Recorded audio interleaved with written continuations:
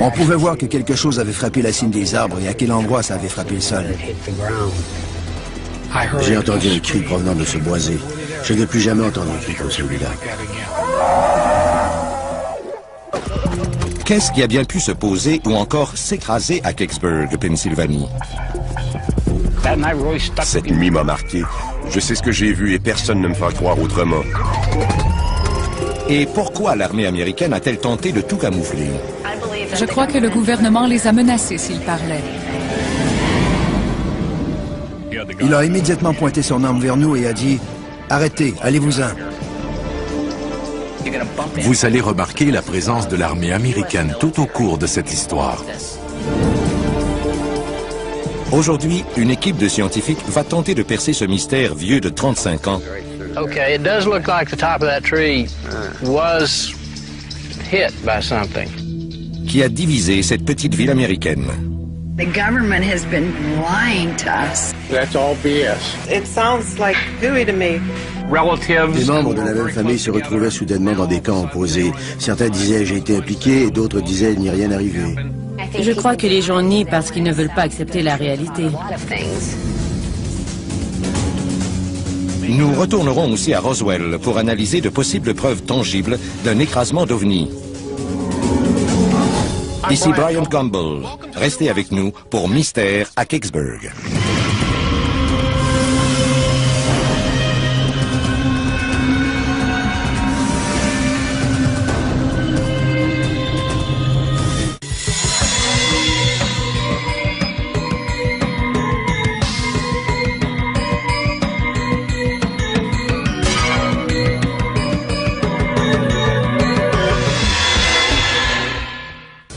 On a surnommé Roswell le patriarche des dossiers d'OVNI pour une excellente raison.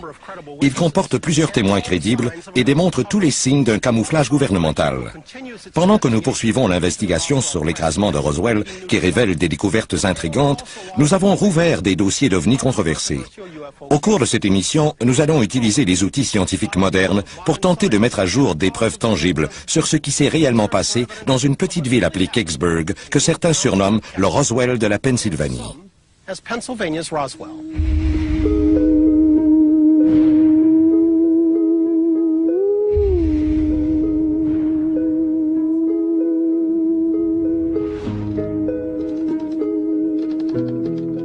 Selon le projet Blue Book, maintenant rendu public, dans la nuit du 9 décembre 1965, 3 militaires ont été envoyés à Kecksburg, petite ville endormie. Leur mission était de récupérer un objet volant non identifié ayant causé un petit incendie dans un boisé éloigné. Si on en croit le rapport officiel, les hommes ont poursuivi leurs recherches jusqu'à 2 heures du matin sans rien trouver. On expliquera plus tard qu'il s'agissait d'une météorite traversant le ciel de la région. C'est ici que le rapport officiel se termine et que débute la controverse. J'ai droit à mon opinion. J'ai bien vu un vaisseau extraterrestre s'écraser au sol. Vous savez, je crois que c'est une histoire montée pour la télévision. Je ne sais pas pourquoi certaines personnes nient tout. Je sais que ça s'est produit, mais je ne peux pas parler pour personne. Depuis les événements étranges et bouleversants du 9 décembre 1965, cette petite ville rurale située à 40 km au sud-ouest de Pittsburgh est divisée. Il y a ceux qui croient que quelque chose d'extraterrestre s'est posé ici, alors que les autres croient à une vaste supercherie. Certains témoins qui ont parlé publiquement ont été accusés d'avoir inventé toute l'histoire. Des membres d'une même famille autrefois très proches se retrouvaient dans des camps opposés parce que certains disaient avoir été impliqués alors que d'autres disaient qu'il ne s'était rien passé. Et ça demeure encore aujourd'hui une situation très émotive. En 1990, l'émission Unsolved Mysteries a présenté une reconstitution du soi-disant écrasement d'OVNI de Kecksburg. Des citoyens ont conservé la maquette de l'OVNI surnommée la Noix de Chêne et l'ont installée à l'extérieur de la vieille caserne de pompiers. Pour plusieurs, c'est le rappel d'un souvenir qui refuse de s'évanouir. Beaucoup de parents des enfants qui vivent ici refusent d'en parler. C'est tabou. Et ils ont beaucoup de difficultés à communiquer avec ceux qui croient que c'est vrai. Toute cette histoire d'OVNI nous a mérité beaucoup d'attention. Et je crois que les aînés n'aiment pas ça. J'ai 25 ans et plusieurs personnes de mon âge croient que quelque chose est tombé ici. Mais personne ne connaît la vérité. Pendant des années, je me suis demandé ce qui était tombé ici et j'aimerais beaucoup le savoir. Certains disent que c'était un ovni, d'autres une météorite, mais qui le sait à part le gouvernement?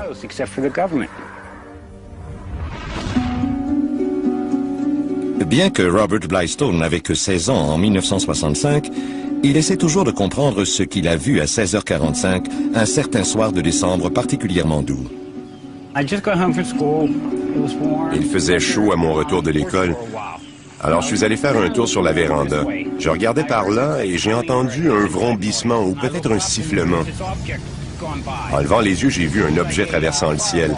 C'était comme une boule de feu laissant une traînée de vapeur de différentes couleurs derrière elle. On pouvait voir vers où elle se dirigeait.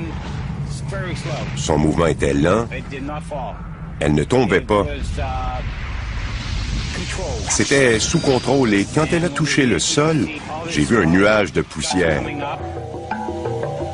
Blystone n'était qu'un des milliers de témoins à avoir vu cette soi-disant boule de feu dans le ciel de l'Amérique du Nord.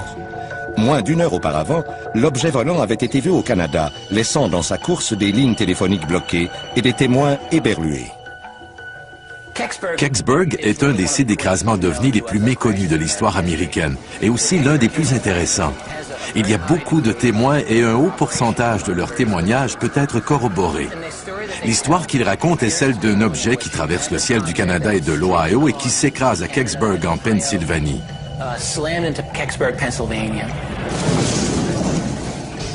On a donc un objet qui se déplace trop lentement pour être une météorite. Je sais ce que j'ai vu et ce n'était pas une météorite.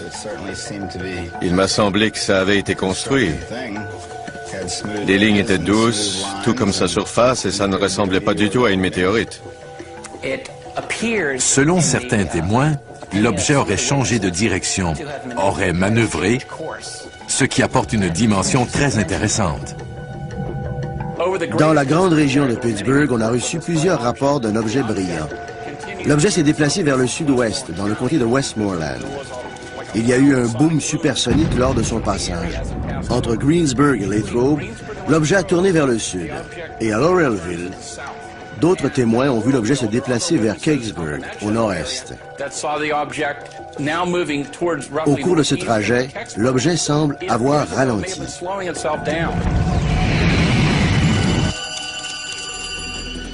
Tout près, à Greensburg, c'était la folie. Des témoins surexcités appelaient la station de radio WHJB pour rapporter ce qu'ils avaient vu. C'était peu avant 17 heures et la directrice, Mabel Mazza, s'apprêtait à quitter pour la soirée. Elle n'a pu se rendre à la maison qu'après minuit. L'animateur en service Stan Wall est venu me voir pour me demander de l'aider à prendre des appels. J'ai dit, mais qu'est-ce que c'est que ce tapage? Il a répondu, c'est le téléphone.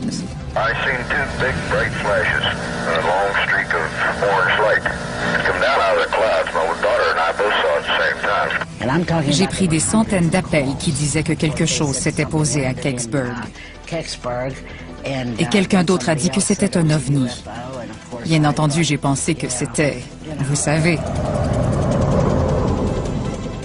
Un appel se distinguait, celui d'une ménagère du nom de Frances Culp. Madame Culp a dit au directeur de l'information, John Murphy, que la mystérieuse boule de feu ressemblait à une étoile à 4 pointes. Plus tard, lors d'un bulletin radio, Murphy relate sa conversation avec Frances Culp et son contenu inquiétant. Calls through the past years, it's fairly easy to tell by the tone in a person's voice whether they believe what they're saying or whether it's a prank call. This woman to me sounded like she believed and was sincere over what she was saying. This was the first piece of actual evidence we had in the early evening. Up until now, it was lights in the sky and things that could not be checked out. Now we had something physical. We had an object on the ground. Après avoir entendu l'histoire de Madame Culp, Murphy est parti à la recherche de l'objet mystérieux. Le reporter d'expérience n'avait aucune idée des dangers qui l'attendaient. 8 kilomètres plus loin, à Kecksburg, la police de l'État était déjà sur place, accompagnée de quelques pompiers volontaires. Il tentait de contrôler une foule grandissante de curieux qui arrivaient sur les lieux. Bill Weaver était de ceux qui tentaient de s'approcher. J'avais 19 ans, j'avais entendu ça à la radio et je descendais la colline. C'est sur cette route de campagne que nous étions ce soir-là. On s'est arrêté ici et en regardant dans le champ, nous avons vu quelque chose dans les bosquets parmi les arbres. C'était une lumière incandescente, une lumière bleue comme celle des soudeurs, parfois très brillante et parfois plus faible. Je l'ai observé plusieurs fois. Peu après la tombée de la nuit, John Murphy de WHJB arrive sur les lieux. Il déclare ne pas avoir vu la lumière bleue lui-même, mais posséder des enregistrements de plusieurs témoins affirmant l'avoir vue, incluant un policier. One of the state police officers walked up to my car and said, "We got something out there. It's blue, it's pulsating, and there's a light on it." To the best of our knowledge, there was no one in the woods at that time. Several people, including Adam Lynch from Channel 11 television, said he saw a light. Malgré tous les témoignages concordants, certains résidents de Kecksburg soutiennent qu'on peut expliquer cette lumière. La nuit tombée, il y avait quelques personnes dans le bois qui cherchaient. Et parfois, quelqu'un voyait une lampe de poche. Il disait « Regardez, il y a quelque chose qui clignote par là. » Nous avons découvert plus tard qu'un jeune homme avait une caméra stroboscope ou quelque chose comme ça.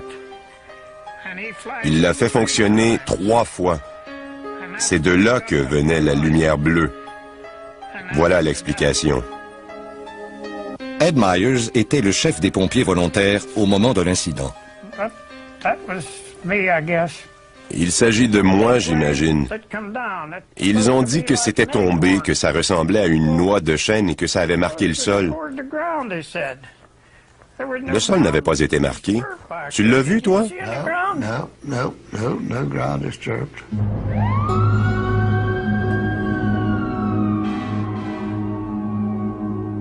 Galen Wilkins était également pompier à Kecksburg. Il est convaincu que rien du tout n'est arrivé dans leur ville ce soir-là. C'est le journal du 50e anniversaire du service d'incendie de 1939 à 1989. Vous savez, il n'y a rien sur un ovni là-dedans.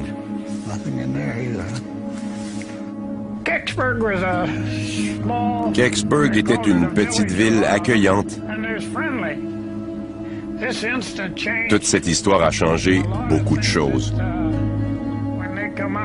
Quand ils sont arrivés avec cette histoire d'OVNI, ça a complètement changé l'endroit. C'est malheureux que des personnes, des gens qui ont été voisins toute leur vie soient divisés ainsi. Je ne peux pas croire qu'ils me mentiraient là-dessus. Ils ne me mentiraient pas. Je ne les traiterai pas de menteurs, mais je pense que les gens disent des choses pour se voir à la télé.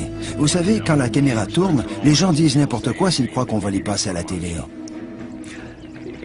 Si des gens disent qu'il ne s'est rien passé ce soir-là, c'est ou bien qu'ils n'étaient pas là, ou encore qu'ils mentent. Parce que j'étais là et je l'ai vu. Moi et beaucoup d'autres.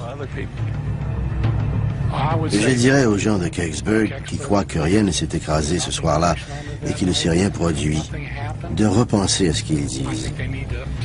Ils ont peut-être entendu trop d'histoires à propos d'hommes en noir, du gouvernement, ce genre de choses. Et ils ont peur.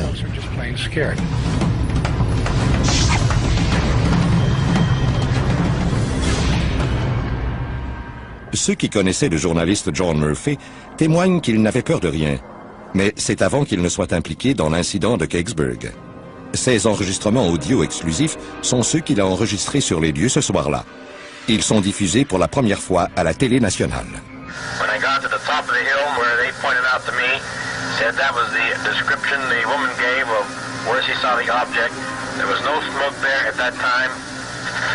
What did it look like? It looked like a star on fire. A star on fire. Can you point out what part of the wood you saw it in? Right down there. Flairant le gros coup, Murphy appelle la station pour en parler à sa directrice, Mabel Mazza. Il m'a appelé sur la radio CB et m'a dit « On a quelque chose de gros ». Mais Mabel a reçu un autre appel ce soir-là.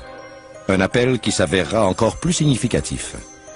1 heure après l'appel de Murphy, des hommes prétendant être de l'armée m'ont appelé et m'ont demandé la route pour se rendre au site de l'écrasement à Kecksburg.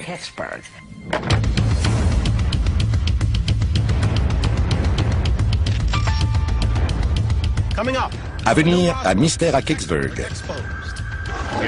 Il a levé son arme, l'a pointé vers nous et a dit « Arrêtez, partez d'ici ». Quelqu'un a-t-il menacé la vie de simples citoyens?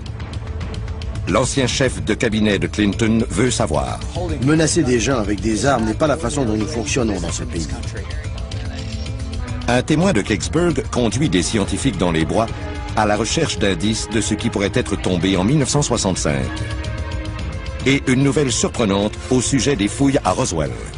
Nous creusons dans le sol à la recherche d'indices physiques de l'impact d'un vaisseau extraterrestre. Mystère à Kecksburg vous revient dans un instant.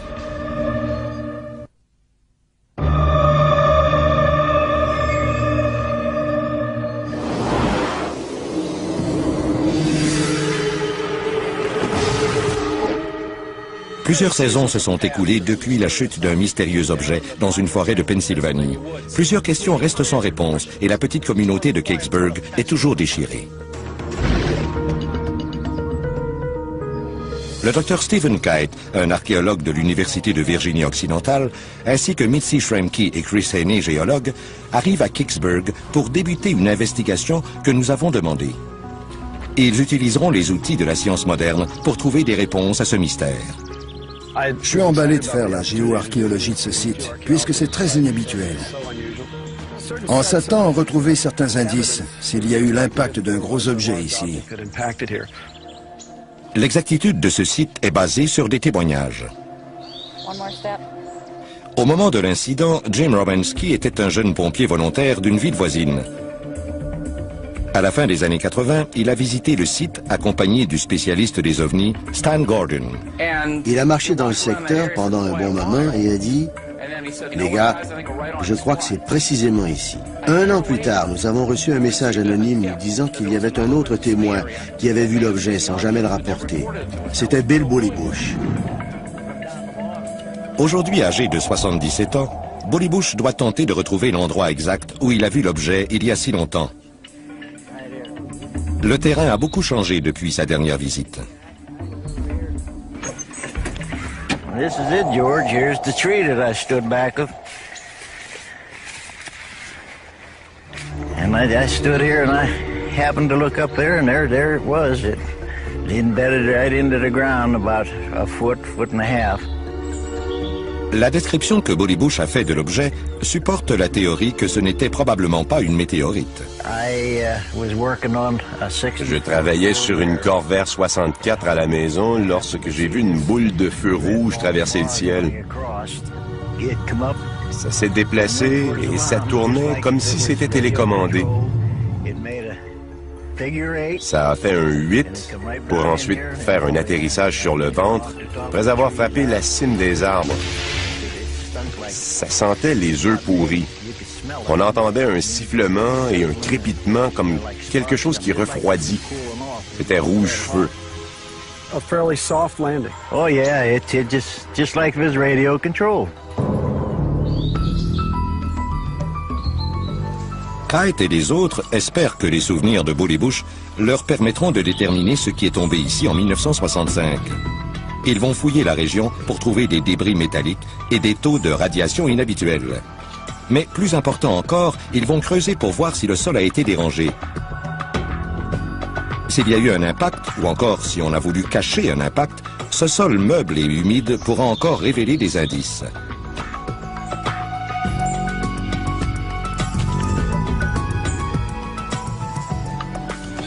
George Kovacina est l'un des fermiers chez qui Kite et ses collaborateurs vont travailler. Mais il ne croit pas que quelque chose soit tombé dans la forêt la nuit du 9 décembre 1965. Je n'ai rien vu tomber. Rien du tout. Ils disent que c'est probablement le passage d'un météorite. Bullybush et Kovacina ne s'aiment pas. Ils représentent les deux clans opposés de Kecksburg. Ceux qui croient que quelque chose d'étrange s'est produit ici et ceux qui n'y croient pas. Si les fouilles de Kite donnent des résultats, ce sera le premier pas permettant de mettre fin à une querelle qui dure depuis plus d'un quart de siècle. Pour l'aider dans ses recherches, Kite consulte nul autre que le docteur Bill Dolman de l'Université du Nouveau-Mexique, celui-là même qui a dirigé l'an dernier les fouilles sur le site de Roswell. Bill Dolman et moi avons parlé au téléphone, et il m'a donné quelques conseils basés sur ses propres fouilles. Les fouilles de Dolman à Roswell en 2002 ont permis un nouveau départ dans l'étude des ovnis, l'utilisation de la science pour résoudre des mystères que l'on qualifiait jusqu'alors de science-fiction.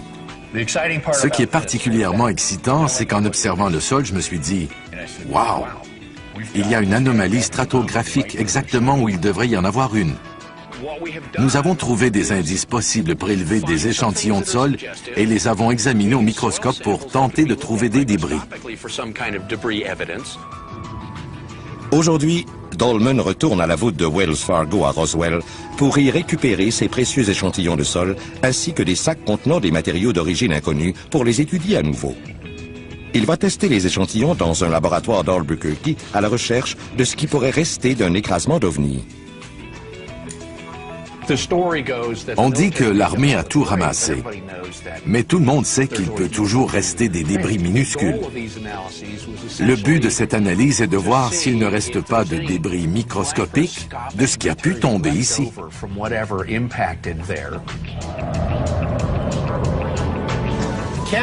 La science moderne peut-elle percer le mystère des ovnis ou pour certains le mythe des ovnis? À venir à Mystère à Kecksburg. Notre visite à Kecksburg pour tenter d'en savoir plus. There were jeeps, there were people with some kind of guns. Military don't track meteors and arrive that fast. They lie. Et d'autres détails étonnants de l'écrasement de Kecksburg et de dissimulation. Ils avaient des carabines. J'ai entendu un cri provenant de la forêt. Je ne veux plus jamais entendre un cri pareil.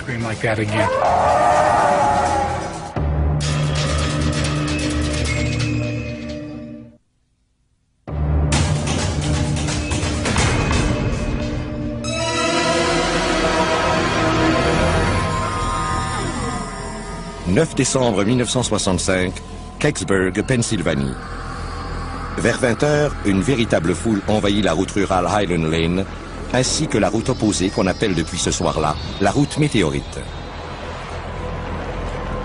Plusieurs curieux étaient de l'extérieur de la ville, attirés par les reportages sensationnels, comme cet enregistrement exclusif d'une tribune téléphonique de la radio KDKA, diffusée le soir même de l'écrasement.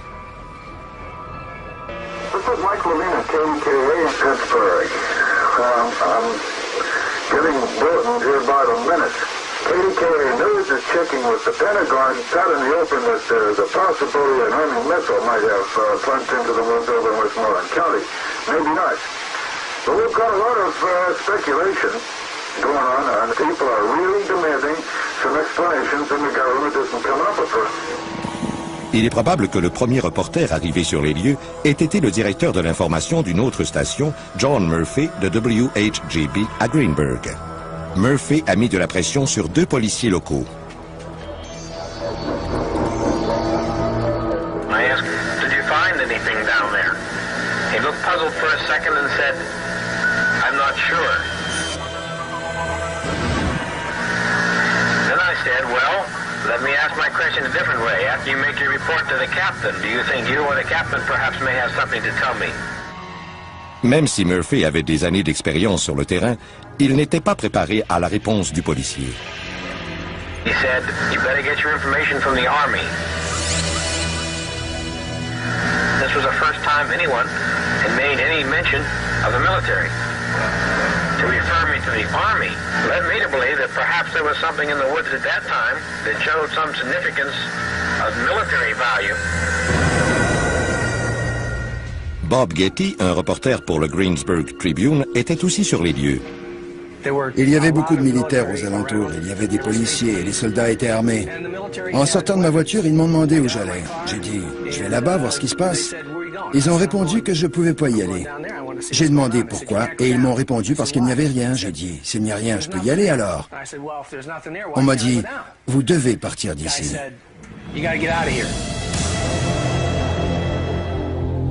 Des années plus tard, lorsque le projet Blue Book a été rendu public, le rapport officiel sur Kecksburg mentionnait que seulement 3 membres de l'armée avaient été envoyés à Kecksburg pour investiguer. Le rapport poursuivait en disant que 3 soldats de la base radar de Oakdale de Pittsburgh, soit une unité de l'armée de l'air, avaient été envoyés et qu'on n'avait rien trouvé. C'est le seul document officiel. Après avoir étudié l'incident de Kecksburg depuis 30 ans, Stan Gordon croit qu'on a voulu étouffer l'affaire. Il croit en effet que 3 hommes du site radar de Oakdale s'y sont rendus. Ils étaient les éclaireurs d'une opération militaire d'envergure. Des témoignages semblent vouloir lui donner raison.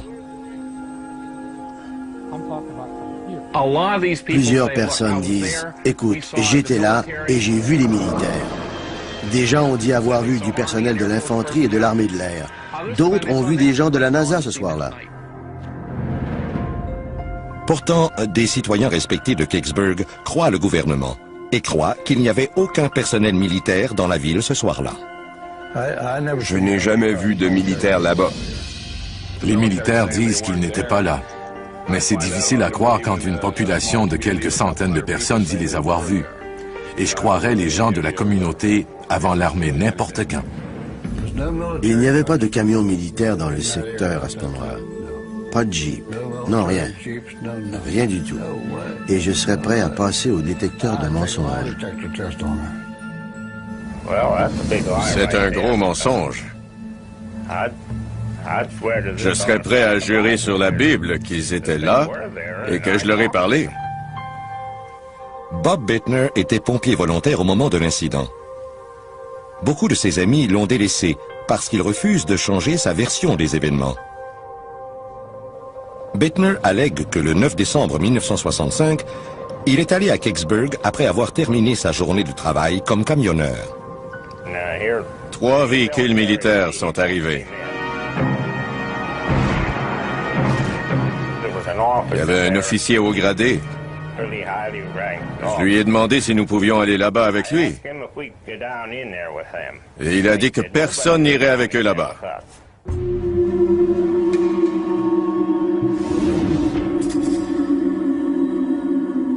Malgré ceux qui, comme le gouvernement, démentent la présence de l'armée ce soir-là, plusieurs autres, comme Linda et Bob Focia, jurent que leur petite ville a littéralement été envahie par des soldats.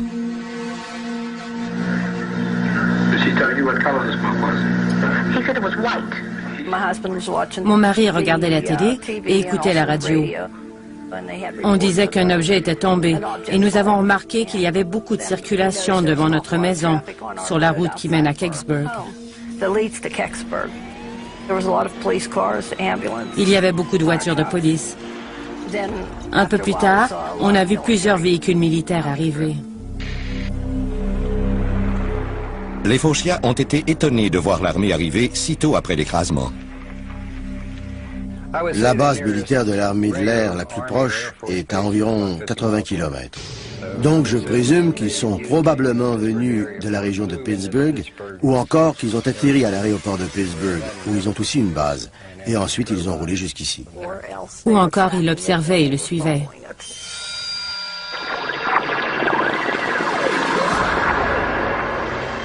Si l'armée américaine suivait l'objet mystérieux au radar, cela pourrait expliquer leur arrivée rapide. Mais cela contredirait le rapport officiel selon lequel la boule de feu, vue par des milliers de gens, ne serait qu'une météorite qui s'est désintégrée à la Terre. En ce qui concerne les météorites, il est connu qu'elles n'apparaissent presque jamais au radar puisqu'elles sont trop petites. La grosseur d'un point ou d'un caillou. Même les radars modernes ne peuvent les voir. L'incident de Kecksburg soulève une question. Qu'est-ce qui aurait pu pousser le gouvernement à envoyer un détachement de l'armée dans une petite ville de campagne un certain soir de décembre? Si vous croyez les témoignages, une chose est certaine. Si quelque chose s'était écrasé dans les bois, l'armée n'allait laisser personne s'en approcher. Plus la nuit avançait, plus l'activité s'intensifiait. Un non-résident, David Newhouse, qui avait 19 ans au moment de l'incident, est revenu à Kecksburg pour la première fois depuis. Il nous a fait part de sa rencontre avec les militaires. Je suis certain que c'est ici. Nous avons pris la courbe et nous avons monté. Je me souviens de cette section surélevée. Nous nous sommes arrêtés là parce que nous avons vu des lumières à l'orée du bois. Des lumières fortes, blanches, comme celles de réflecteurs. On pouvait voir que des gens travaillaient. Quelqu'un nous a vus stationner ici et nous a regardés avancer dans le champ. Selon Newhouse, il a été stoppé brutalement. Devant lui se trouvait un soldat armé. Il y a des choses qu'on n'oublie jamais. La première fois qu'on pointe une arme vers vous, c'est difficile à oublier, vous savez. C'était une carabine pointée directement vers moi. C'était un membre de l'armée avec une carabine de l'armée. C'était une M1. J'ai été dans l'armée, alors je connais ça. Je fais partie de la NRA. Vous avez vu l'autocollant derrière? J'aime les fusils, mais pas pointés sur moi. Il nous a dit de nous en aller. Nous avons donc fait demi-tour et nous sommes repartis sans poser de questions.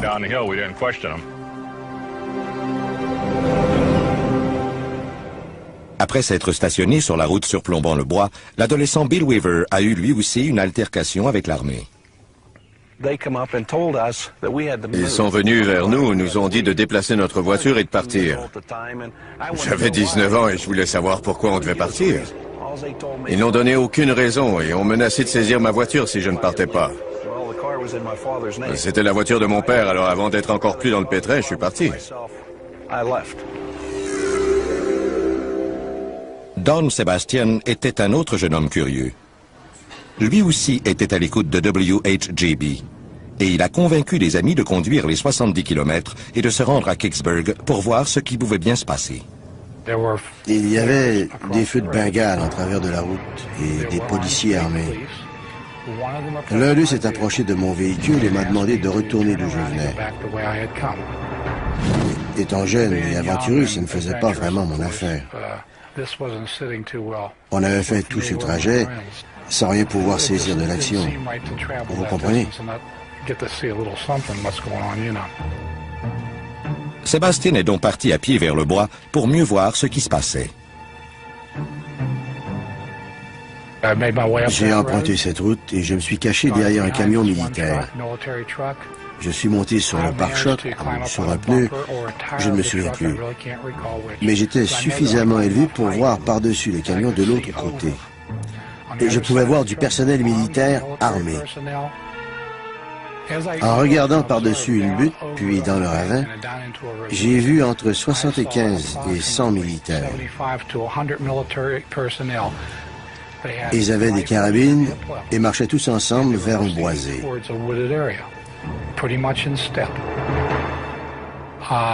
Une dizaine de minutes après, j'ai entendu un cri provenant du boisé. Un cri qui m'a littéralement glacé le sang.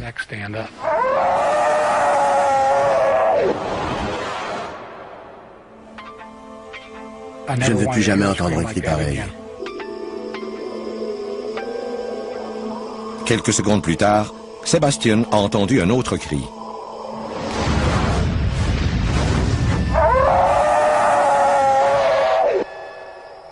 C'était beaucoup trop fort pour être un cri humain.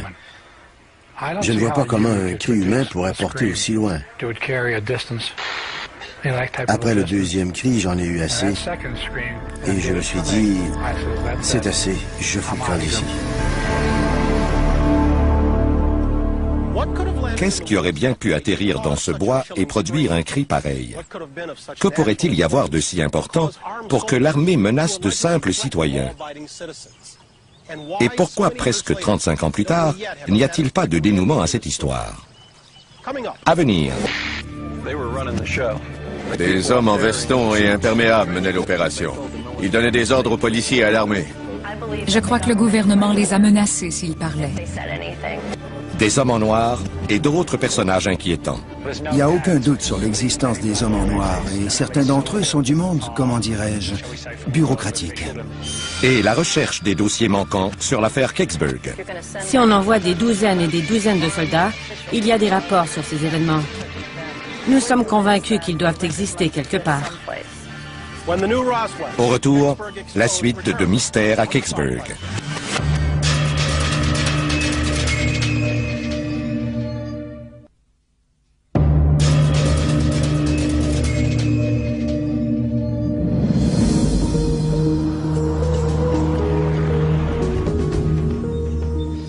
À l'été 2002, nous avons commandité une fouille historique au réputé site de l'écrasement d'OVNI de Roswell. Un archéologue de l'Université du Nouveau-Mexique, le Dr Bill Dolman, a découvert de l'argile de friction dans la Terre, ce qui pourrait être expliqué par un impact puissant. Il a aussi recueilli 55 échantillons de sol et 27 matériaux d'origine incertaine. Il est prêt à analyser ces échantillons au laboratoire ultra sophistiqué de Asakai, au Nouveau-Mexique. Il y avait plusieurs échantillons minéralogiques de forme inhabituelle. Il y en avait plusieurs probablement d'origine naturelle et d'autres qui semblaient de toute évidence avoir été fabriqués par l'homme. En attendant les résultats, Dolman demande au scientifique Bill Biava de faire une étude élémentaire des échantillons de sol colligés au site de la fouille.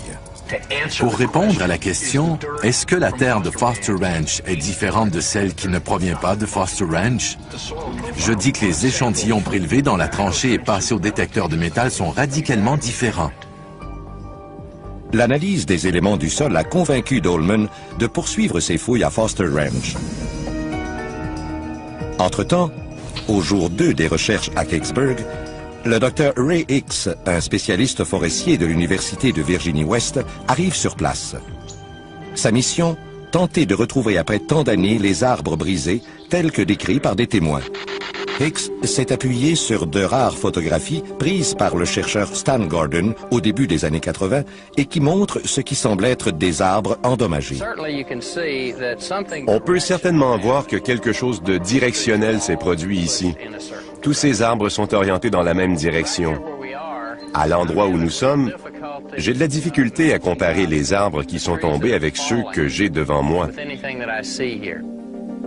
Le Dr Hicks a un véritable défi devant lui. Identifier des arbres qui ont été brisés il y a plus de 35 ans à partir de photos prises il y a environ 20 ans. Vous voyez? D'accord. On se tient ici, et vous voyez cet arbre là-bas? C'est un cerisier tardif. Cet arbre est l'arbre mort. Vous voyez où il y a cette jeune pousse?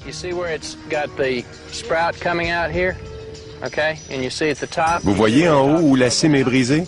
Alors, cet arbre est celui-là.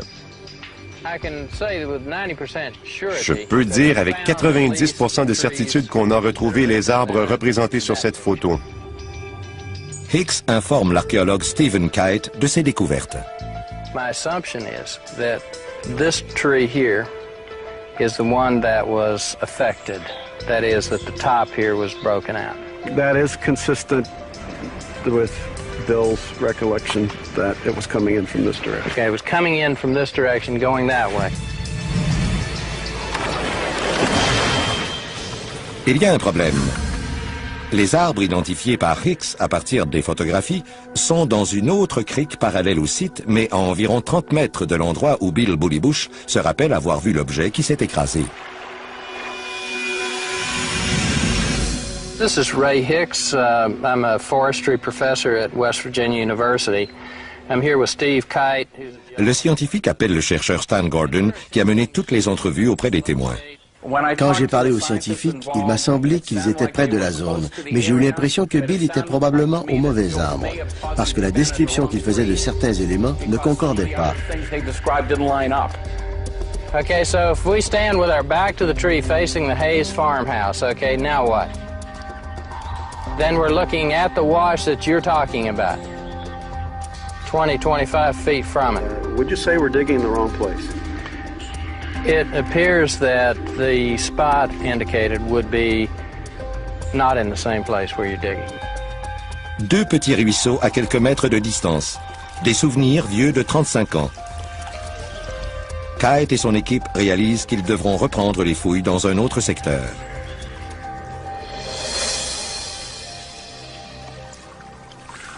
Comme c'est le cas dans plusieurs enquêtes d'OVNI, on manque désespérément de témoins qui étaient sur les lieux et qui ont tout vu. Des milliers de personnes ont vu la boule de feu dans le ciel. Des centaines ont vu la commotion dans la forêt. Mais seulement quelques personnes prétendent avoir vu l'objet comme tel. En 1965, James Romansky avait 18 ans et était pompier volontaire à Lloydsville, situé à 18 km de Kecksburg. On l'a fait venir à la caserne pour un écrasement d'avion dans les bois. Quand je suis arrivé à la vieille caserne de Kecksburg, il y avait des pompiers partout. Et il y en avait beaucoup. Romanski prétend que ses confrères et lui ont reçu l'ordre de fouiller les bois à la recherche d'un avion et de survivants. Il faisait froid et c'était humide. On se déplaçait dans le champ et les bois avec des lampes de poche à une quinzaine de mètres les uns des autres. 20-30 yards apart. Ils se sont approchés d'un ravin près de la ferme de George Kovacina. Le ravin décrit par Bill Bullybush. À notre grande surprise, on n'a pas découvert d'avion conventionnel comme on les connaît.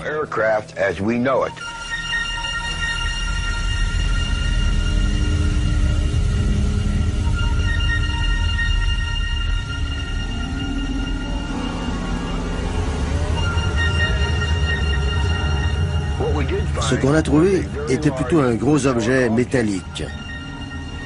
Il n'y avait pas de fenêtre, pas de hublot, ni de porte, et encore moins d'ailes.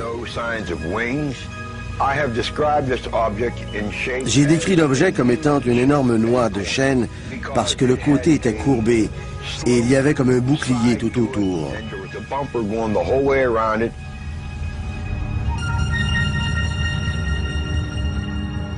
Bill Bullybush, qui s'est enfui en entendant les pompiers approcher, a lui aussi décrit un objet presque identique.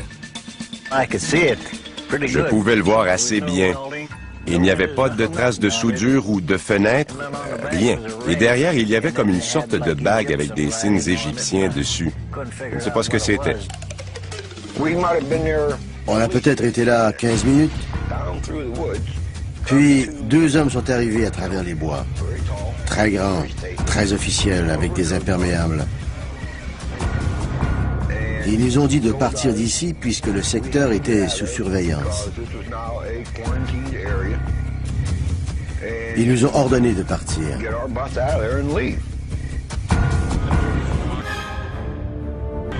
Ces mêmes hommes mystérieux nous ont été décrits par plusieurs autres témoins.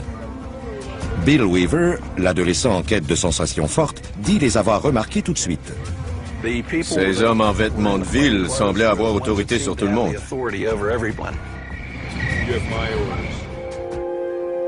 À quelques mètres de l'endroit où Bill Weaver était stationné, les membres de la famille Hayes avaient, à partir de leur ferme, une excellente vue de l'action qui se déroulait. Les Hayes se sont retrouvés face à ces hommes en complet et aux officiers qui les accompagnaient. Une nuit que les enfants n'oublieraient jamais. J'avais 10 ans et j'ai vu plein de choses cette nuit-là. Les militaires sont entrés et ont demandé d'utiliser le téléphone. Ils ont parlé à maman et à papa et ont demandé de nous envoyer au lit. Alors que cette nuit de décembre s'allongeait, les événements dans la forêt sont devenus de plus en plus mystérieux. Je crois que ce qui est atterri à Kecksburg venait d'une autre planète. Pas de la Terre. Qu'est-ce que le reporter John Murphy a réellement vu à Kecksburg ce soir-là? Soudainement, il a cessé de parler et n'en a plus parlé, comme si rien n'était jamais arrivé. Une réunion de villageois explosive. Et une découverte dans les bois de Kecksburg. It does look like the top of that tree was hit by something.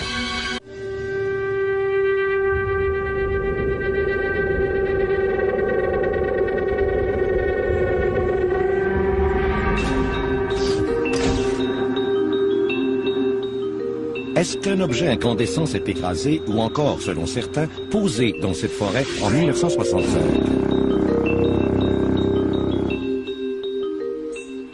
Le Dr Stephen Kite, archéologue à l'Université de Virginie-Ouest, et son collègue le Dr Ray Hicks, expert forestier, commencent la 3e journée d'investigation dans un nouveau secteur. Des témoignages discordants placent l'objet dans l'un ou l'autre de 2 ruisseaux éloignés d'environ 30 mètres. Tentant de faire la part des choses entre ces 2 témoignages, Kite et Hicks font appel à John Hayes. Hayes avait 10 ans en 1965. Et même s'il n'a pas vu l'objet comme tel, il a observé toute l'action de la fenêtre de sa chambre, tout près. Ma chambre était là où se trouve la fenêtre en coin. Je pouvais voir tout ce qui se passait là-bas. C'est là que tout se déroulait. Tous les camions et les équipements passaient dans le creux ici. Hayes prétend avoir vu des arbres brisés et une opération de camouflage dans les bois quelques jours plus tard. Ils ont coupé la clôture et l'ont pas replacée. J'ai donc replacé la clôture, j'ai marché à travers le creux et j'ai vu où les arbres ont été brisés et où ils ont frappé le sol. On pouvait voir qu'il y avait eu quelque chose dans le sol et qu'on avait recouvert le tout de terre pour le faire disparaître. C'était pas la même terre. On peut faire la différence entre l'humus de la forêt et la terre à jardin. Think you can take me right to where you saw the soil had been turned up? It's a little tough. It's been a while since I've been down in here. Okay, the fence line is right here. It's right in the fence line, and it's like right in here. Okay. Want to tell me where I should have my crew start digging some test holes? I'd say I'd start right in here. Okay, great. Now that gives us a target. The first site we dug, Le premier site que nous avons choisi était basé sur le témoignage de Bill Bully Bush et l'emplacement de cet arbre. Vous savez, on n'est qu'à une quinzaine de mètres de l'endroit où Bill Bully Bush croyait l'avoir vu. C'est remarquable de voir comment vos témoignages ne sont pas contradictoires. Les souvenirs de Hayes concordent exactement avec les témoignages de Bill Bully Bush et de Jim Romanski, tout comme les photos prises dans les années 80 par Stan Gordon.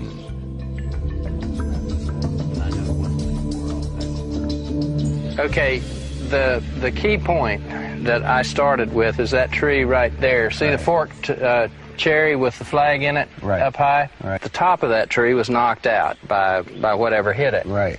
And then it was angled the whole way up through. Okay. From that there, straight up through there. This here tree right here, I think, was one of them that was broke off. The one that has the bird hole in it up there at the top. Okay, yeah. Straight through there. Okay, it does look like the top of that tree was hit by something.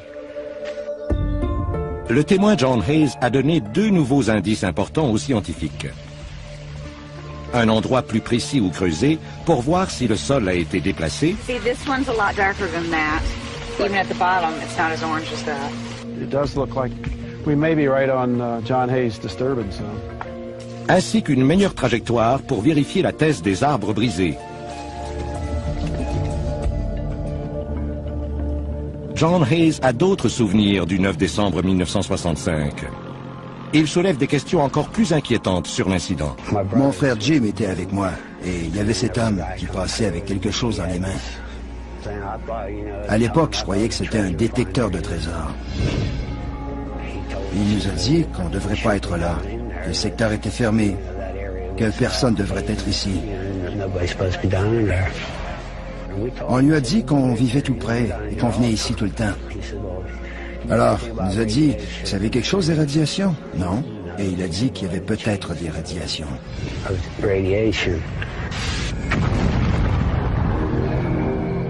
La rumeur de radiation expliquerait peut-être ce que des curieux ont vu de la route. Il y avait un gros camion stationné là-bas. 4 personnes en sont sorties avec des costumes lunaires, comme on les appelait à l'époque. Des costumes blancs. Ils ont transporté une grosse boîte jusque dans le champ.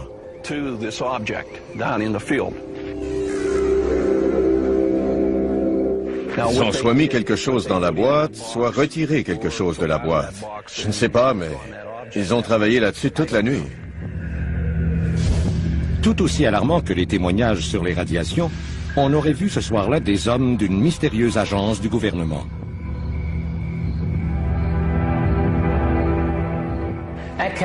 À Kecksburg, il me semble qu'il y a eu plusieurs groupes militaires.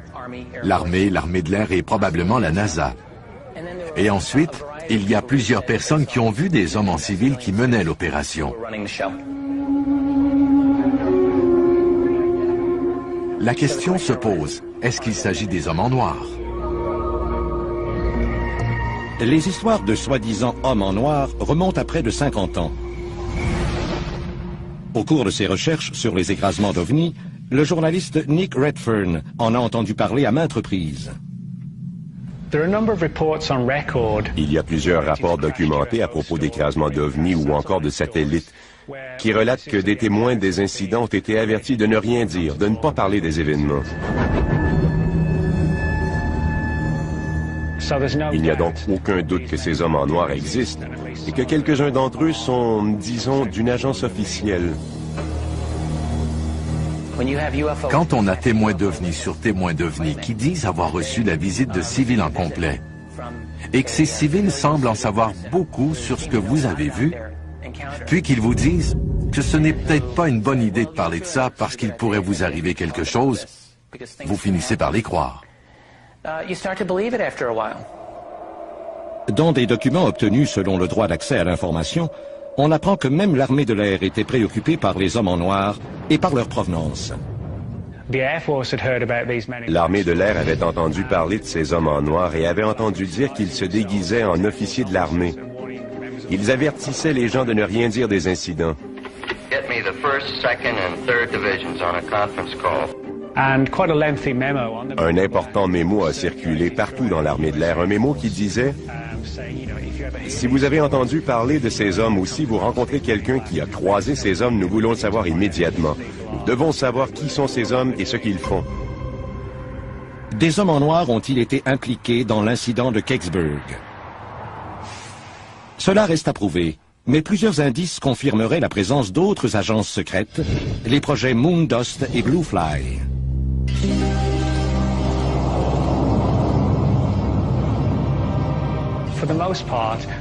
Ces deux projets visaient principalement à récupérer des débris de fusées soviétiques, comme des fusées d'appoint, des satellites, des objets comme ça. Un document que j'ai obtenu grâce à la loi sur l'accès à l'information parle du personnel de Moondust et de son vif intérêt pour les rapports d'observation d'OVNI au milieu des années 60. Les équipes du projet Moondust étaient composées de 3 spécialistes.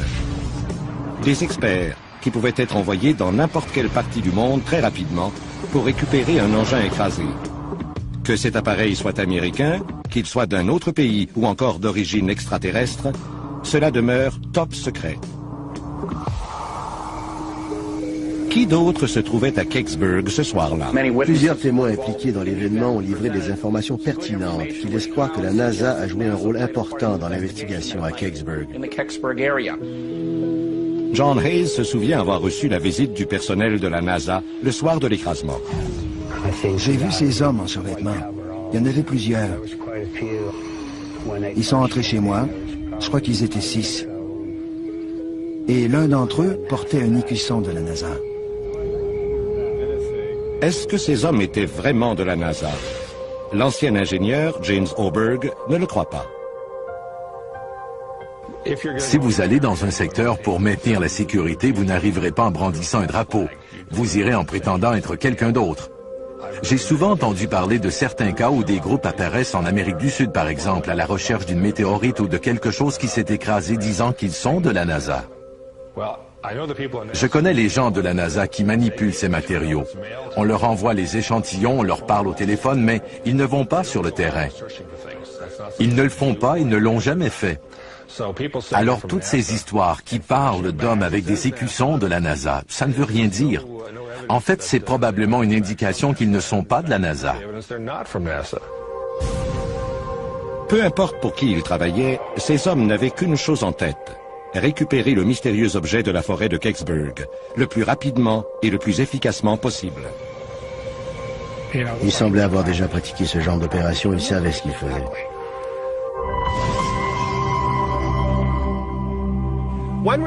À venir à Mystère à Kecksburg. La Coalition pour l'accès à l'information assigne un détective privé au dossier.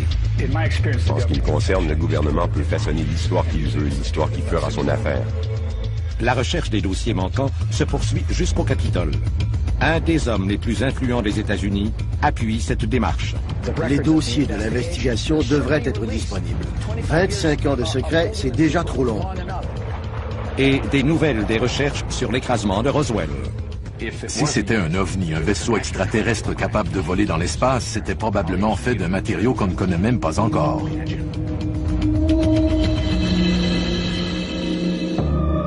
Mystère à Kecksburg vous revient dans un instant.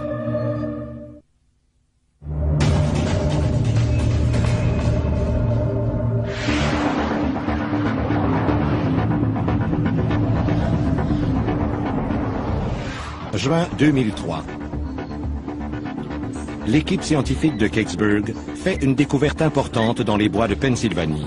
Au deuxième site de fouille, on trouve des signes confirmant que le sol a été déplacé, tel que décrit par le témoin John Hayes. J'ai toujours cru que c'est ce qu'on allait trouver. Pas nécessairement de traces que quelque chose était tombé, mais plutôt des preuves qu'on avait nettoyé le site. Yeah, this looks disturbed. On peut savoir facilement si le sol a été déplacé quand on a un échantillon pour comparer. This enough? On ne saura pas exactement ce qui a déplacé le sol. Mais encore une fois, c'est une pièce du puzzle. À plus de 3200 km à l'ouest, l'archéologue Bill Dolman tente de résoudre un autre puzzle, l'écrasement de Roswell en 1947. Au laboratoire de Assagai, à Albuquerque, il apprend que la majorité de ces échantillons de matériaux inconnus sont d'origine terrestre. Par contre, il y a un échantillon qui rend le Dr Dolman et son équipe plutôt perplexes. Un matériau qui ressemblerait a priori à des fibres. J'ai cru tout d'abord que c'était un échantillon de fil de nylon, mais en y regardant de plus près, ça n'y ressemblait pas parce que les fibres n'étaient pas vrillées. Dolman ne peut pas formuler d'opinion avant l'analyse du Dr Dave Rodiak, l'homme qui a déchiffré le mémo Remy, la grande surprise de l'enquête de Roswell. Dolman se demande tout de même si ces fibres pourraient avoir un rapport avec ce que des témoins de Roswell ont décrit comme du métal avec mémoire. Beaucoup de personnes l'ont décrit comme étant poreux comme un tissu. Vous pouviez le chiffonner, il reprenait sa forme originale. En 1947, il n'existait rien de tel. De nos jours, on croit qu'il pourrait être possible de fabriquer un matériau comme celui-là. Un article du Scientific American parle par exemple d'un matériau appelé nanotube de carbone. On l'a découvert en 1991. Ces tubes minuscules sont entrelacés pour former des fibres. Une fois perfectionnés par la science, ils seront plus forts que l'acier, plus légers que l'aluminium et résisteront à des chaleurs extrêmes. Cela semble impossible. La NASA et l'armée travaillent présentement sur ce genre de fibres. Ce serait un bon matériau pour un vaisseau spatial. C'est plus qu'une coïncidence. Si c'était un ovni, c'était un vaisseau capable de voyager dans l'espace. C'était probablement fait de matériaux qu'on ne peut même pas encore imaginer. C'est donc la direction que je devrais emprunter. Je dois me dire, d'accord, on ne peut déterminer ce que c'est, alors allons voir des spécialistes en matériaux et voir ce qu'ils en pensent. Pendant que Dolman et ses collègues planifient les étapes du projet Roswell pour la prochaine année, à Washington, la coalition pour le droit d'accès à l'information fait face à des refus. Ce sont les mêmes réponses que les chercheurs de Roswell encaissent depuis des dizaines d'années. Les demandes répétées visant à obtenir de l'information sur l'incident de Kecksburg sont rejetées par le département de la Défense, l'armée américaine, l'armée de l'air et la NASA. Si vous envoyez des douzaines et des douzaines d'officiels armés, il y a toujours des rapports sur ces événements. Nous sommes donc convaincus qu'ils existent quelque part. Nullement découragée, la journaliste Leslie Kean se retourne vers les archives nationales. D'après ce que je vois, on déploie des efforts sans précédent. Aux frontières de l'inexpliqué a investi beaucoup de ressources pour mettre sur pied une équipe professionnelle, incluant une firme d'avocats spécialisée dans les recherches d'archives. Nous allons pousser ceci plus loin que qui que ce soit auparavant et insister pour obtenir des réponses. Parmi les autres membres de l'équipe, on retrouve un détective privé qui préfère garder l'anonymat. Il a été employé du gouvernement. Il enquête maintenant sur l'identité des militaires présents à Kecksburg ce soir-là. Quand j'étais au gouvernement, je les trouvais très habiles pour cacher l'information qu'ils ne voulaient pas divulguer. Si le gouvernement veut cacher les allées et venues de ses militaires, il peut le faire assez facilement. Puisque le gouvernement refuse de remettre les dossiers, nous avons demandé l'aide d'une avocate, Lee Elfrick. Elle forcera la diffusion des dossiers par voie judiciaire. Il n'y a aucun doute que le phénomène des ovnis était un événement ou est un événement qui semble se produire périodiquement dans ce pays.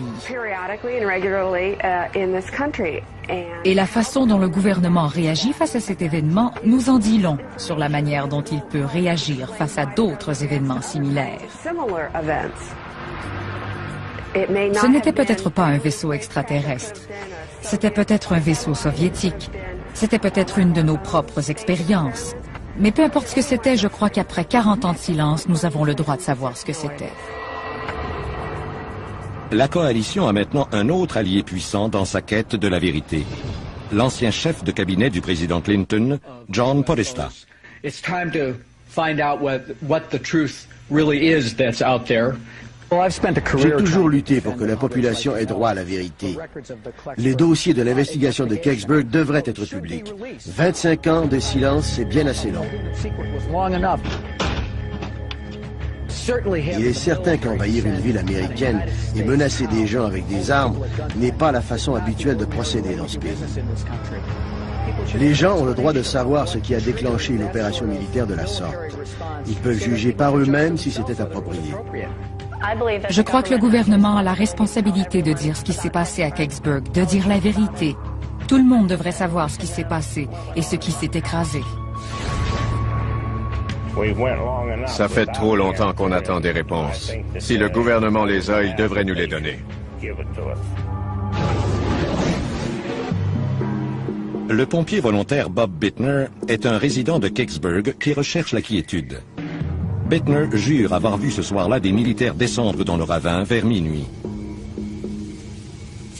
Je crois qu'ils ont été là pendant une demi-heure ou 45 minutes. Ensuite, ils sont sortis du ravin et se sont arrêtés. Un gros camion recouvert d'une bâche est arrivé. On ne pouvait pas voir à l'intérieur. John Hayes, alors âgé de 10 ans, se souvient avoir vu le même camion de la fenêtre de sa chambre. C'était un camion vert. Quand il est descendu dans le ravin, il était vide.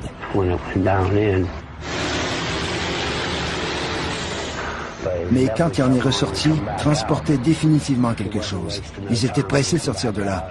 Quelqu'un se serait placé devant, il l'aurait écrasé. Hayes n'était pas le dernier témoin à voir le camion de l'armée quitter Kecksburg.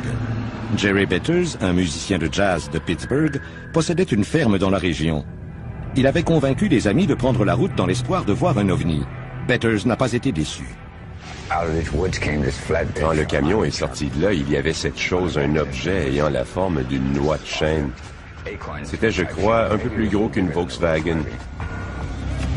Soudainement, Betters et ses amis se sont retrouvés dans la mire des soldats. Un officier est arrivé, il a crié aux soldats de nous sortir de là. Ils ont réagi à l'ordre en chargeant leurs carabines devant nous. Betters et ses amis ont dû partir, mais non sans avoir jeté un coup d'œil à ce qui se trouvait sous la bâche. Ils croient toujours que c'était un vaisseau extraterrestre. J'ai pu voir sa forme, et j'ai pu aussi voir comme des hiéroglyphes sur la partie arrière. C'est ensuite qu'ils nous ont chassés. Il y a 2 moments dont je peux me souvenir très clairement. Je me souviens exactement de ce que je faisais quand Kennedy a été tué, et je me souviens exactement de cette soirée. Tout comme plusieurs autres témoins, Jerry Betters se demande toujours ce qu'on a pu retirer des bois de Kecksburg. L'ancien ingénieur de la NASA, James Oberg, a une opinion là-dessus. Ça m'a fait penser à la rentrée dans l'atmosphère d'un vaisseau spatial.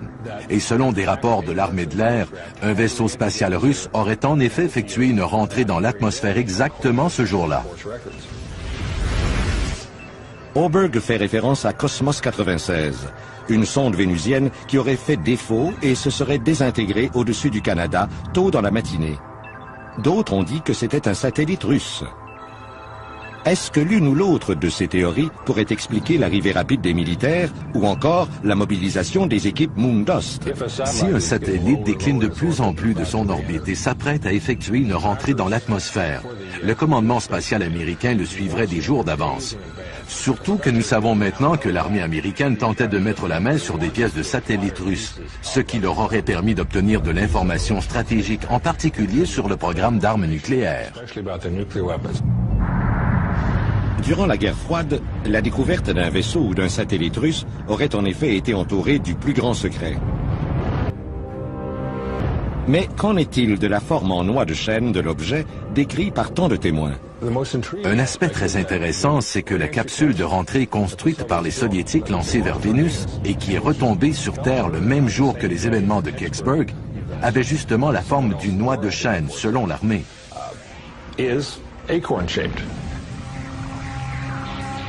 On ne peut pas mettre ça complètement de côté. Même si après avoir contacté l'agence spatiale russe en 1995, on m'a dit qu'il n'y avait aucun rapport entre Cosmos 96 et ce qui est tombé à Kecksburg. Philip Clark, une sommité du programme spatial russe en Angleterre, ne croit pas qu'il s'agissait de Cosmos 96, et pour plusieurs raisons. L'objet sphérique qui serait tombé n'aurait eu qu'un mètre de diamètre. Ça ne colle pas avec la description des témoins. Clark ne croit pas non plus que Cosmos 96 ait pu effectuer une descente lente comme celle observée par les témoins. C'était peut-être un satellite et peut-être pas. Si ce n'était pas un satellite, ça ne laisse plus beaucoup de choix. Ça ne pouvait être autre chose qu'une technologie qui n'est pas la nôtre.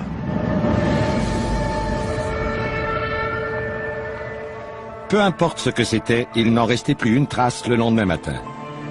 John Murphy, directeur de l'information à WHGB, a pensé qu'il avait assez d'informations pour faire un reportage percutant sur l'incident.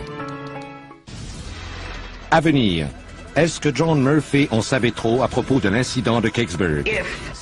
Si on s'est débarrassé de John, il n'y a qu'une seule raison.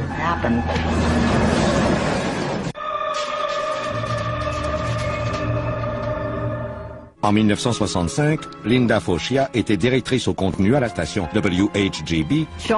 John était très excité.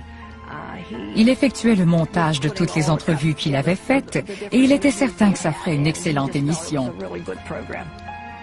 John commençait à avoir une solide réputation comme journaliste. C'était sa vie. L'ex-épouse de Murphy, Bonnie Mills Gale, se souvient de ses attentes élevées à propos de cette émission. C'était le reportage de sa vie. Même si Murphy n'a jamais déclaré publiquement avoir vu l'objet, son ex-femme et plusieurs de ses collègues donnent une toute autre version. Il est arrivé sur les lieux avant la police et l'armée. Il m'a appelé et m'a dit qu'il avait pris des photos et que ses pellicules avaient été confisquées. Mais il avait réussi à en cacher une. L'armée s'en venait et il a pris une photo. Il a prétendu qu'il avait trébuché ou quelque chose comme ça, parce qu'il ne voulait pas qu'il confisque sa caméra. Alors il a pu garder une photo. Je ne sais pas si c'était cette photo ou non, mais il me l'a apportée. C'était très noir et on voyait beaucoup d'arbres autour. Je ne sais pas à quel endroit sur le site il l'a prise, mais j'ai vu la photo d'une chose à la forme conique. C'est la seule fois que je l'ai vue. Selon son ex-femme et ses collègues, l'enthousiasme de Murphy à propos de l'émission qu'il voulait appeler « L'objet dans les bois » s'est évanoui quand il a eu la visite surprise de l'armée. Je les ai vus qui parlaient à John dans un studio. C'était beaucoup plus privé que son bureau. Je ne sais pas quelle a été la teneur de leur entretien. Ils avaient l'air très sérieux.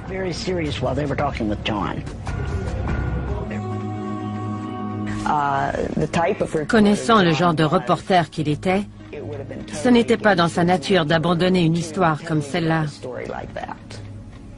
C'était trop important. Je crois qu'on lui a ordonné de ne pas en parler. Et je crois que c'est pourquoi sa personnalité a changé après ces événements. Une semaine après l'incident, Murphy a diffusé une version très censurée de son reportage après que des gens interviewés se soient désistés. Yesterday afternoon,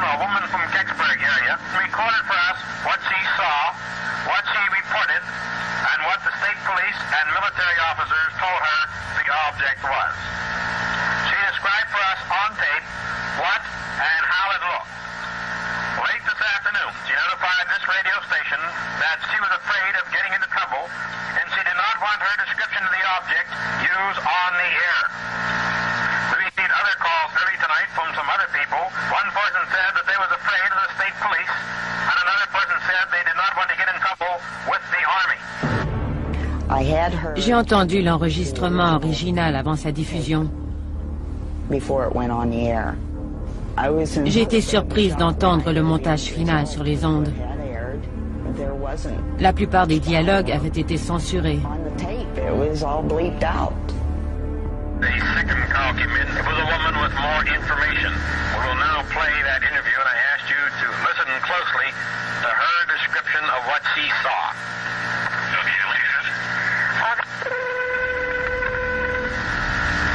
This portion of the original program has been censored.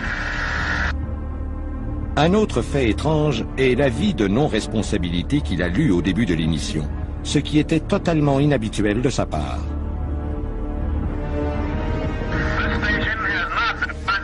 By any official agency of the state, federal, or local government. We have received very good cooperation with the state police and with the military, and we were able to receive all the information we wanted this past week. We have not had any political or otherwise influence put on us concerning this program whatsoever. Je crois que John tentait de se protéger parce qu'il savait qu'avec les militaires sur place, il aurait des problèmes.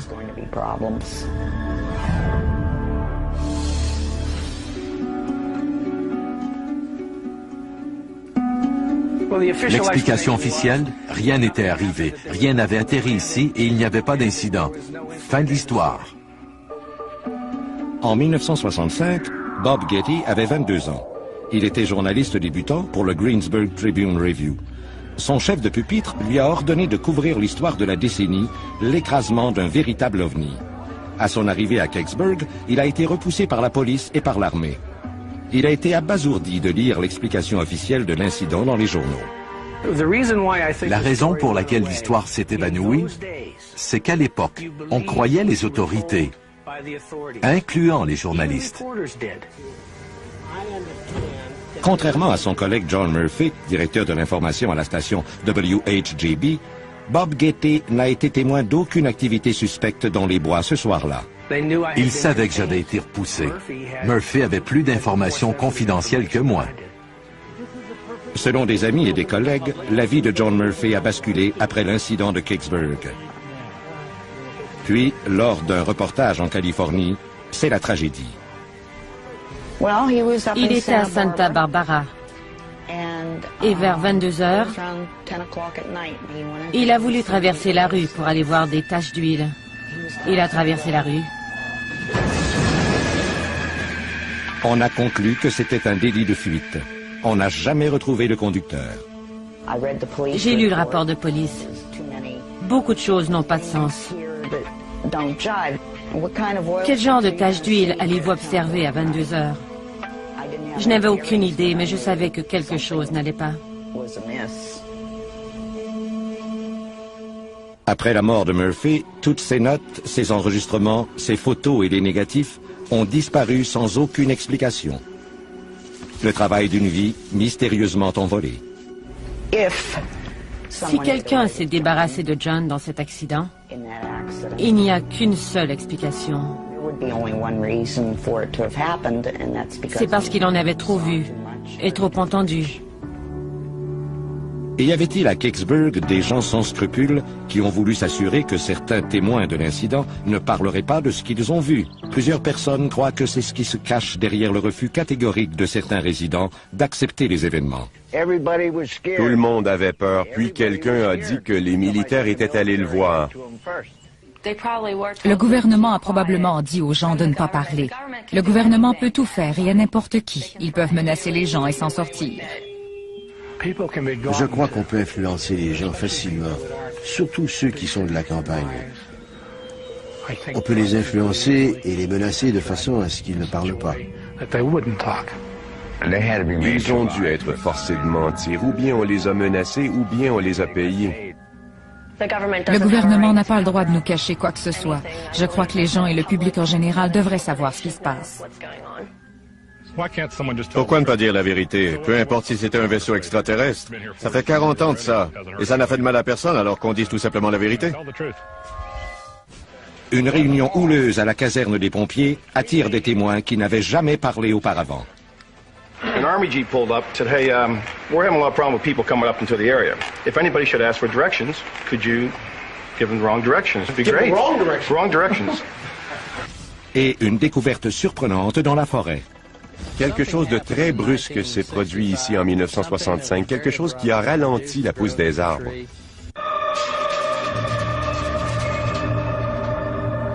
Qui connaît la vérité sur ce qui s'est réellement passé à Kecksburg? Pour tenter de le savoir, nous avons décidé d'organiser une réunion des citoyens à la caserne de Kecksburg. Nous avons réuni des gens qui ne croient pas aux ovnis et des gens qui y croient, ainsi que quelques nouveaux témoins qui ont décidé de parler ouvertement. Let me start with Chuck Hilland over here. Chuck, how serious are the divisions in this town over what did and didn't happen? Ça a vraiment divisé la communauté, et je crois que c'est très malheureux. Your dad owned the land where the event supposedly to. What did your dad tell you? Je dois vous dire que mes parents ont tendance à croire qu'il ne s'est rien passé de particulier. Who had direct knowledge? Go ahead, Mr. Steiner. We haven't heard from you before. Nous l'avons vu. Mais des arbres nous masquaient partiellement la vue. Je ne sais pas ce que c'était. C'est ce que j'ai pensé. Peut-être, mais ça allait lentement. Et ça ressemblait à un engin parce que ça semblait être piloté. Ça ne tombait pas. Ça semblait suivre une trajectoire. Je ne sais pas. All right, Mr. Betters, you were a young man, 65. But you said there were soldiers here. About almost 2 dozen. En plus que ça, ils nous ont encerclés. Why do so many people say there were no soldiers here? Je ne comprends pas ça. Yeah, Mike Slater, another new witness. Go ahead. Ce soir-là, mon frère et moi, nous nous tenions sur le trottoir. Une Jeep de l'armée s'est arrêtée et ils nous ont dit « Hey les gars, vous pourriez nous aider ?» On était jeunes, on avait 14 ans, alors on leur a répondu « Bien sûr, qu'est-ce qu'on peut faire ?» Ils ont dit « On a des problèmes avec tous ces gens qui affluent dans le secteur. Si on vous demande la direction, vous pourriez leur donner la mauvaise route ?» Oui, la mauvaise route. Alors toute la soirée, on a envoyé des gens partout. Non seulement on a vu le camion plateforme descendre là-bas vide, mais on l'a aussi vu remonter chargé. Ils disent qu'ils ont vu le camion descendre puis remonter. À l'endroit où cette chose a atterri, on n'aurait pas pu faire descendre autre chose qu'une Jeep. Il y a 3 véhicules qui sont allés là-bas. Et je serais prêt à le jurer sur la Bible. Je vous le dis. 3 military vehicles. Ouais. Des racontars. You saying a vehicle couldn't get down there? Non. Une plateforme est descendue, oui. Elle est remontée, oui. Chargée, oui. Why do you figure so many people then say there was no military here and no, there was no flatbed truck? Je n'en ai aucune idée, ils étaient tellement visibles. How come the newspaper accounts didn't write about that? J'ai écrit quelques-uns de ces articles et j'ai écrit que les militaires étaient là. Quand je suis arrivé sur les lieux, ils ont dit « Il n'y a rien ici, allez-vous-en ». J'ai stationné ma voiture, je me suis promené et j'ai parlé avec des gens qui regardaient la scène. Depending upon who you ask, within the hour. Les militaires ne suivent pas les météorites, ils n'arrivent pas si vite. Il y a les militaires, la police d'État et ces hommes en complet. Et les hommes en complet semblent avoir autorité sur la police d'État et sur les militaires. Who thinks this is all a bunch of hooey? No disrespect intended. On dirait des balivernes pour moi. Parce que ça l'est. Ils disent que les pompiers ont été appelés aussi, mais c'est faux. You were a volunteer fireman at the time. J'étais ici à ce moment-là. J'étais le seul ici. La seule personne qui aurait pu répondre au téléphone. Il n'y a eu aucun appel chez les pompiers ce soir-là. Même s'ils le disent, ils mentent. Je me suis arrêté devant la caserne et il y avait des gens et ils nous ont dit de quitter la ville. On ne voulait pas de nous ici. Nous n'avons jamais quitté la ville. Nous avons fait le tour pour voir ce qui se passait. Nous nous sommes rendus au sommet de la colline de l'autre côté des barbelés. Il y avait un soldat de l'armée avec tout son accoutrement et son arme. Et il nous a empêchés d'avancer. Cet homme ne connaît pas le terrain là-bas. Il ne le sait pas, et lui non plus. Comment ont-ils pu faire entrer un camion là-dedans? Okay, but let's not talk about the trucks. He's saying that he came down here and there were military guys who pointed a gun at him and told him to get lost. Là-bas, mais pas ici. So something happened somewhere in the area. You'll accept that? Oui, il y avait quelque chose. Il a dit qu'il a vu 2 camions de l'armée là-bas. Disons que je suis d'accord. Vous savez, les gens qui disent que c'est de la folie, je n'ai entendu personne dire pourquoi c'est de la folie. Seulement que ça l'est. Je crois que tout le monde est d'accord sur une chose. Je crois que ce que tout le monde veut, c'est une réponse de l'armée. Oui, ils ont sorti quelque chose de là, mais ils n'admettront pas leur présence et ils n'admettront pas qu'ils ont sorti quelque chose. You're smiling, young lady. How come? Il y a l'incident de Roswell. Le gouvernement nous cache des choses et nous ment depuis tant d'années. L'armée était là et elle ne vient pas pour des choses sans importance. Go ahead, Chief, and I'll let you have the last word. Je suis pompier à Kecksburg depuis 28 ans. Ça me fait du bien en tant qu'ancien pompier de savoir maintenant que quelque chose s'est passé. L'armée est venue ici. Tout le monde ici a raconté honnêtement ce qu'il a vu et entendu.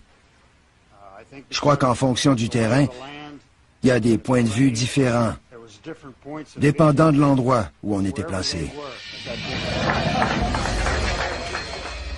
Le résultat de cette réunion, un consensus général à l'effet que quelque chose d'important s'est produit ici à Kecksburg le 9 décembre 1965. Malgré les rapports officiels qui le nient, des soldats étaient ici. Plus important peut-être, des citoyens d'opinions divergentes ont été entendus.